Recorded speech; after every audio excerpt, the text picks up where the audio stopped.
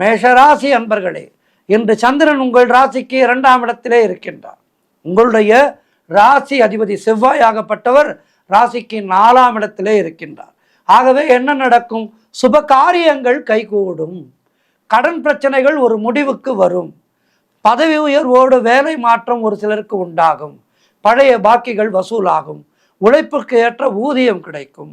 வேலை தேடி கொண்டிருப்பவர்களுக்கு நல்ல வேலை கிடைக்கும். சொந்தமாக வியாபாரம் செய்பவர்களுக்கு அதிலே நல்ல ஒரு முன்னேற்றம் கிடைக்கும், லாபம் கிடைக்கும். நண்பர்கள் மூலம், உறவினர்கள் மூலம் நல்ல அனுகூலம் உண்டாகும். கணவன் மனைவியிடையே நல்ல ஒற்றுமை ஏற்படும். உறவினர்களோடு ஒரு நல்ல ஒற்றுமை ஏற்படும். குழந்தைகளால் மகிழ்ச்சி உண்டாகும். சுப விரயங்கள் ஏற்படக்கூடிய நல்ல நாள். சந்தோஷமாக செலவு செய்வீர்கள். செய்தொழில் செய்பவர்களுக்கு நல்ல லாபம் கிடைக்கின்றன. திருமண பேச்சுவார்த்தைகள் சுபமாக முடியும்.